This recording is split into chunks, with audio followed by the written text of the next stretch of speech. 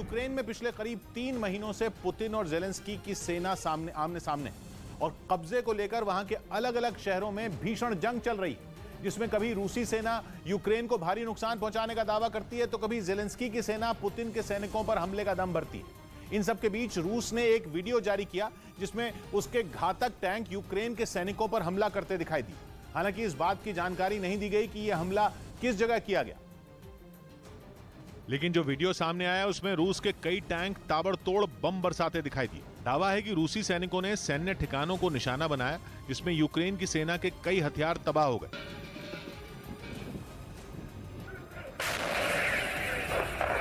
इस वीडियो में उन टैंकों के अंदर रूसी सैनिकों के एक्शन को भी दिखाया गया, जो एक के बाद एक कई बम टैंक में लोड करते नजर आए, जिसके बाद उनसे ऐसा हमला किया गया कि वो पूरा इलाका उनकी आवाज से थर्रा उठा।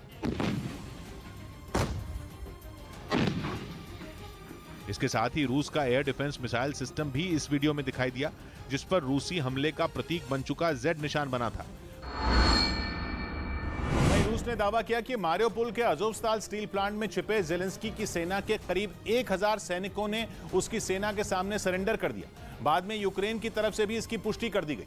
24 फरवरी को यूक्रेन पर हमले के बाद रूसी सेना ने इस शहर को अपनी मुट्ठी में करने के लिए पूरी ताकत झोंक दी थी और इसके लिए पुतिन ने अपने सबसे वफादार चेचन कमांडर रमजान कादिरोव को भी जंग के मैदान में उतार दिया था। उस वक्त ये दावा किया गया कि मारियोपोल पर कब्जे के लिए पुतिन ने चेचन लड़ाकों को शहर में तबाही मचाने की खुली छूट दे दी थी। पुतिन का आदेश मिलते ही चेचन लड़ाकों ने रूसी फौज के साथ मिलकर शहर पर जमकर कहर बरपाया। कई दिनों तक चली जंग की वजह से पूरा शहर खंडहर में तब्दील हो गया। बाद में रूस ने यह दावा किया कि उसकी सेना ने पूरे मारियोपोल पर कब्जा जमा लिया, लेकिन शहर में मौजूद अज़ोवस्ताल स्टील प्लांट रूस की पकड़ से दूर था, क्योंकि यूक्रेन की सेना की स्पेशल यूनिट अज़ोव रेजिमेंट के सैनिकों ने स्टील प्लांट को अपना बेस बना लिया था। दावा किया गया कि स्टील प्लांट में यूक्रेन के करीब 2000 सैनिकों ने रूस के खिलाफ मोर्चा संभाल लिया था, जो न सिर्फ स्टील प्लांट में रूसी फौज को घुसने से रोक रहे थे, बल्कि हर मोर्चे पर उन्हें मुंहतोड़ जवाब भी दे रहे थे। मतलब यह कि पूरे शहर पर कब्जा जमाने के बाद भी अज़ोवस्ताल स्टील प्लांट रूसी सेना के कंट्रोल से बाहर था, जिससे पुतिन की सेना बौखला गई थी। यही नहीं, अज़ोवस्ताल स्टील प्लांट पर कब्जा करना रूस के लिए नाक का सवाल बन गया था। यही वजह रही कि रूसी फौज ने स्टील प्लांट को चारों तरफ से घेर कर हमला बोल दिया। कई दिनों तक प्लांट पर कब्जे की जंग लड़ी गई। यूक्रेन के सैनिकों को वहां से निकालने के लिए रूसी सेना ने आसमान से जमकर बम बरसाए, रॉकेट और मिसाइलों की बरसात की गई। यही नहीं, रूस ने अपने सबसे ताकतवर टैंकों से प्लांट की इमारतों पर ताबड़तोड़ गोले बरसाए। लेकिन कई दिनों तक चली जंग के बाद भी पुतिन की सेना स्टील प्लांट पर कब्जा जमाने में नाकाम रही। हालांकि बाद में रूस की तरफ से यह दावा किया गया कि इन हमलों में यूक्रेन की सेना के ज्यादातर सैनिक मारे जा चुके हैं और जो बचे हैं वो बुरी तरह घायल हैं, जिन्हें अगर वक्त रहते वहां से नहीं निकाला गया तो उनकी जान भी जा सकती है। इसके बाद अज़ोवस्ताल स्टील प्लांट से घायल सैनिकों को निकालने के लिए रूस और यूक्रेन के बीच बातचीत शुरू हुई और अब रूस ने दावा किया कि घायल जवानों को स्टील प्लांट से निकालने के लिए जेलेंस्की के 1000 सैनिकों ने उसकी सेना के आगे हथियार डाल दिए। यूक्रेन के सैनिकों के सरेंडर का एक वीडियो भी रूस ने जारी किया। वीडियो में बड़ी संख्या में यूक्रेन के सैनिक एक कतार में अपने घायल साथियों को स्ट्रेचर पर लेकर स्टील प्लांट से बाहर निकलते दिखे। दावा किया गया कि ये यूक्रेन की स्पेशल यूनिट अज़ोव रेजिमेंट के सैनिक हैं, जिन्होंने कई दिनों तक रूस के सैनिकों की नाक में दम कर रखा था। इस दौरान वहां रूस की फौज के कई जवान तैनात दिखे, जिन्होंने स्टील प्लांट से बाहर आए जेलेंस्की के हर सैनिक की तलाशी ली। इसके बाद यूक्रेन के सारे सैनिक अपने साथियों को लेकर वहां खड़ी गाड़ियों में चले गए। वीडियो के एक हिस्से में रूस का एक सैनिक बस के अंदर यूक्रेन के एक जवान के जख्मों पर पट्टी बांधता दिखा। बाद में सभी घायल सैनिकों को अस्पताल भेज दिया गया। मतलब ये कि अज़ोवस्ताल स्टील प्लांट से यूक्रेन के सैनिकों के सरेंडर के बाद पूरा मारियोपोल अब रूस के कंट्रोल में है। यूक्रेन ने भी इस बात की पुष्टि कर दी कि मारियोपोल से उसकी सेना पीछे हट चुकी है। तो रूसी राष्ट्रपति पुतिन के लिए एक बड़ी जीत है और जेलेंस्की के लिए बड़ा झटका, क्योंकि जंग शुरू होने के बाद से ही रूसी सेना मारियोपोल पर कब्जा जमाने में जुट गई थी। ऐसा इसलिए क्योंकि मारियोपोल अज़ोव सागर के किनारे बसा है, जो उस इलाके का सबसे बड़ा बंदरगाह है, जहां से यूक्रेन का स्टील, कोयला और मक्का पश्चिमी एशिया और दूसरे देशों में भेजा जाता है। इसके अलावा मारियोपोल पर कब्जे के बाद काला सागर से लगने वाला यूक्रेन का करीब 80% किनारा रूस के हाथ में चला गया। मतलब समंदर के रास्ते कारोबार करने का विकल्प भी रूस ने यूक्रेन से छीन लिया। मारियोपोल पर कब्जा यूक्रेन के सिर्फ एक शहर पर कब्जा नहीं है, बल्कि पूरे देश की अर्थव्यवस्था की कबर तोड़ने की ओर रूस का एक बड़ा कदम है। ये तक दावा किया जा रहा है कि मारियोपोल पर रूस का कंट्रोल होने के बाद यूक्रेन की बची कुची अर्थव्यवस्था भी ढह जाएगी। ब्रिटेन के अखबार डेली मेल ने दावा किया कि मारियोपोल में सरेंडर करने वाले जेलेंस्की के सैनिकों को पुतिन के खौफनाक कैंप या यूं कहें कि टॉर्चर कैंप में भेज दिया गया। पिछले कई दिन से अज़ोवस्ताल स्टील प्लांट पर कब्जे के लिए वहां खूनी जंग चल रही थी। लेकिन एक रोज पहले अपने घायल साथियों की जान बचाने के लिए यूक्रेन के सैनिकों ने रूसी सेना के आगे हार मान ली। स्टील प्लांट में मौजूद यूक्रेन की सेना के करीब 1000 सैनिकों ने सरेंडर कर दिया और अब ब्रिटेन के अखबार डेली मेल का दावा है कि सरेंडर करने वाले उन सैनिकों को पुतिन ने अपने खौफनाक कैंप में भेज दिया। इसका एक वीडियो भी सामने आया जिसमें मारियोपोल की एक सड़क से कड़ी सुरक्षा के बीच बसों का एक काफिला गुजरता दिखा। उन बसों के आगे और पीछे रूसी सेना के टैंक चलते नजर आए। रिपोर्ट में दावा किया गया कि इन बसों के जरिए यूक्रेन के सैनिकों को रूस के कब्जे वाले शहर ओलेनविका ले जाया गया। वहां बने रूसी कैंपों में गंभीर अपराध करने वाले कैदियों को रखा जाता है। अखबार का दावा है कि वहां पर 30 से ज्यादा सैनिक और पुलिस वाले भी बंद हैं जो मारियोपोल में लोगों की मदद कर रहे थे। इस बीच मारियोपोल के मेयर ने यह दावा किया कि रूसी राष्ट्रपति व्लादिमीर पुतिन जर्मनी के तानाशाह हिटलर से भी कहीं ज्यादा खतरनाक और खूंखार है, क्योंकि उन्होंने अज़ोव सागर के किनारे मौजूद इस शहर पर कब्जा जमाने के लिए 20,000 से ज्यादा लोगों की जान ले ली। जो दूसरे विश्व युद्ध के दौरान मारियोपोल शहर में मारे गए लोगों की संख्या से दोगुनी है। यही वजह है कि शहर के मेयर वादिम बोयचेंको ने दावा किया कि रूसी राष्ट्रपति पुतिन जर्मनी के तानाशाह हिटलर से कहीं ज्यादा खतरनाक और खूंखार हैं। उनका दावा है कि दूसरे विश्व युद्ध में हिटलर ने 2 साल के अंदर मारियोपोल में करीब 10,000 लोगों का कत्ल करवा दिया था, लेकिन रूसी सेना के हमले के बाद इस शहर में पिछले करीब 3 महीने के अंदर ही 20,000 से ज्यादा लोगों की जान जा चुकी है। मतलब ये कि हिटलर ने जितने लोगों को मारा था उससे दोगुने लोगों को पुतिन मार चुके हैं। यही नहीं, उन्होंने पश्चिमी देशों से पुतिन को रोकने की अपील की, क्योंकि उनका दावा है कि यूक्रेन में पुतिन का सैन्य अभियान अभी थमने वाला नहीं है, जिसकी वजह से वहां और खून खराबा होगा। वहीं चेचन कमांडर रमजान कादिरोव रूस के राष्ट्रपति व्लादिमीर पुतिन के बचाव में उतर आए। उन्होंने दावा किया रूस और चेचनिया के लड़ाके यूक्रेन के खिलाफ नहीं बल्कि नेटो के साथ जंग लड़ रहे हैं, जिसके 30 सदस्य यूक्रेन को रूस से जंग लड़ने के लिए घातक और खतरनाक हथियार दे रहे हैं, जिनके दम पर करीब 3 महीनों से जेलेंस्की की सेना दुनिया की दूसरी सबसे बड़ी फौज के सामने खड़ी है। 24 फरवरी को हमले के बाद रूस को यह उम्मीद थी कि यूक्रेन की सेना कुछ दिनों में ही उसके सामने हथियार डाल देगी, लेकिन जंग में यूक्रेन ने रूस को हर मोर्चे पर कड़ी टक्कर दी, जिसके बाद पुतिन को मारियोपोल पर कब्जा जमाने के लिए कादिरोव के लड़ाकों तक को उतारना पड़ा। लेकिन मारियोपोल को जीतने में रूसी सेना को नाकों चने चबाने पड़ गए। यही वजह है कि अब कादिरोव पुतिन के बचाव में उतर आए। उन्होंने दावा किया कि रूसी सेना यूक्रेन से नहीं बल्कि सैन्य संगठन नेटो से जंग लड़ रही है। Западом вооружают их наемники там, и поэтому нашему कादिरोव ने यह भी दावा किया कि रूस को हराने के लिए पश्चिमी देशों ने अपनी पूरी ताकत झोंक दी है, लेकिन इसके बावजूद जंग में पुतिन की सेना को हराया नहीं जा सकता। इसी बीच रूस को अपनी सैन्य ताकत दिखाने के लिए नेटो देशों ने एक और सैन्य अभ्यास शुरू कर दिया। यह अभ्यास इसलिए खास बताया जा रहा है क्योंकि इसमें रूस के पड़ोसी देश एस्टोनिया के सैनिक भी शामिल हुए और उन्होंने नेटो देशों के जवानों के साथ मिलकर हथियार चलाने की ट्रेनिंग ली। एस्टोनिया में हो रहे सैन्य अभ्यास की जो तस्वीरें सामने आईं, उनमें कुछ फौजी मिसाइल दागते दिखाई दिए। सैनिकों ने सबसे पहले अपने लिए एक टारगेट को तय किया और फिर उस पर मिसाइल दाग दी।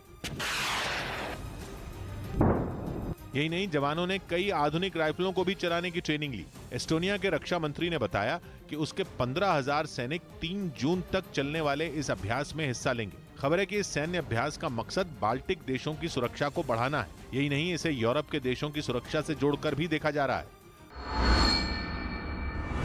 वहीं यूक्रेन के राष्ट्रपति व्लादिमीर जेलेंस्की ने अपनी फौज की स्पेशल यूनिट को भी जंग के मैदान में उतारने का फैसला किया। बताया गया कि जैसे ही स्पेशल यूनिट के जवानों को पता चला कि वो रूसी सैनिकों के साथ जंग लड़ने वाले हैं, उन्होंने भी तैयारी तेज कर दी। और जो तस्वीरें सामने आई, उनमें हथियारों से लैस जवान युद्ध लड़ने की ट्रेनिंग करते दिखाई दिए। सैनिकों ने हमले के लिए अलग अलग टारगेट को तय कर उस पर जमकर गोलीबारी की। यही नहीं, जवानों ने जंगल के बीच भी जमकर पसीना बहाया। सैनिकों ने जंगल में अलग अलग टुकड़ियां बनाकर दुश्मन से निपटने का तरीका सीखा। बताया गया कि जंग में उतरने की तैयारी करने वाली ये स्पेशल यूनिट जेलेंस्की के खुफिया विभाग से जुड़ी हुई है। उधर यूक्रेन युद्ध के बीच रूस के राष्ट्रपति पुतिन का कहर अपनों पर टूटता दिख रहा है। खबर है कि अपनों की इस लिस्ट में उनके गुरु अनातोली सबचाक की बेटी सेनिया का नाम भी शामिल है। और ब्रिटेन के अखबार मेट्रो में छपी रिपोर्ट के मुताबिक सेनिया सबचाक को जल्द ही विदेशी जासूस घोषित किया जा सकता है, जो विपक्ष की बड़ी नेता होने के साथ ही एक टीवी एंकर भी हैं और 2018 में रूस में हुए राष्ट्रपति चुनाव में पुतिन को चुनौती दे चुकी हैं।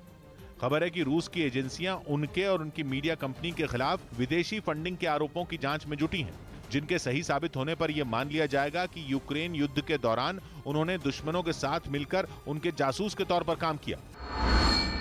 जबकि पुतिन को राजनीति में लाने में सेनिया के पिता अनातोली सबचाक का अहम योगदान माना जाता है, जो कॉलेज में पुतिन के प्रोफेसर रहने के साथ ही राजनीति में उनके मेंटोर भी रहे थे। और वो 1990 में सेंट पीटर्सबर्ग के पहले लोकतांत्रिक तौर पर चुने गए मेयर बने थे। दावा है कि उन्होंने ही पुतिन को सेंट पीटर्सबर्ग का डिप्टी मेयर बनाकर पहली बार उनकी राजनीति में एंट्री करवाई थी, जबकि उससे पहले पुतिन की पहचान रूस की खुफिया एजेंसी केजीबी के एजेंट के तौर पर थी। वही खबर है फिनलैंड और स्वीडन की नेटो में एंट्री को तुर्की एक मौके के तौर पर देख रहा है।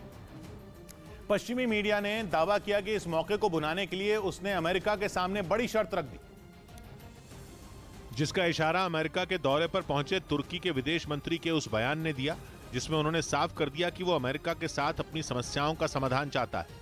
ABD ile ilişkilerimizdeki yaşadığımız sorunları çözmek istiyoruz।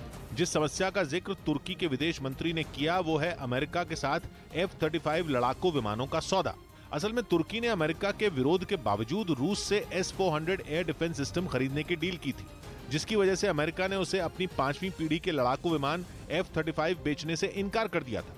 इसके साथ ही उसने तुर्की पर कई सैन्य प्रतिबंध भी लगा दिए थे। और अब खबर है कि फिनलैंड और स्वीडन की नेटो में सदस्यता के बहाने तुर्की अमेरिका पर दबाव बनाने की कोशिश कर रहा है, क्योंकि वो ये अच्छी तरह जानता है कि उसकी मंजूरी के बिना फिनलैंड और स्वीडन को नेटो में शामिल नहीं कराया जा सकता, जिसके लिए तुर्की का हथियार बनेगा नेटो का वो नियम जिसके तहत किसी भी नए सदस्य को जोड़ने के लिए मौजूदा सभी सदस्य देशों की सहमति जरूरी है। और फिलहाल 30 देश नेटो के सदस्य हैं, जबकि तुर्की 1952 से ही इसका हिस्सा है। ऐसे में अमेरिका को भी पता है कि स्वीडन और फिनलैंड को रोकने के लिए तुर्की वीटो का इस्तेमाल कर सकता है। लिहाजा अब तुर्की अपनी सहमति के लिए अमेरिका से इसकी कीमत वसूलने की फिराक में है। उधर यूक्रेन ने एक वीडियो जारी कर रूस के T-80 टैंकों को तबाह करने का दावा किया। यह हमला यूक्रेन के खार्किव इलाके में किया गया, जहां यूक्रेन के कुछ सैनिक झाड़ियों में छिपकर रूस के टैंकों के आने का इंतजार कर रहे थे। जैसे ही रूस के T-80 टैंक उनके करीब पहुंचे, ज़ेलेंस्की के जवानों ने उन पर हमला शुरू कर दिया। जवाबी कार्रवाई में रूस के टैंकों ने भी पलटवार किया, लेकिन यूक्रेन की ओर से अचानक हुई ताबड़तोड़ गोलाबारी के सामने वो टिक नहीं पाए। लिहाजा रूस के सैनिकों ने वहां से भागने की कोशिश की, लेकिन वो नाकाम रहे। इसी का फायदा उठाते हुए यूक्रेन के जवानों ने ताबड़तोड़ गोलाबारी कर उन टैंकों को तबाह कर दिया। इस बीच यूक्रेन ने एक वीडियो जारी करके खार्किव के एक जंगल में बने रूस के ठिकाने के बर्बादी वाले हालात दिखाए। यूक्रेन के मुताबिक उसके सैनिकों के हमले में रूस का वो ठिकाना पूरी तरह तबाह हो गया।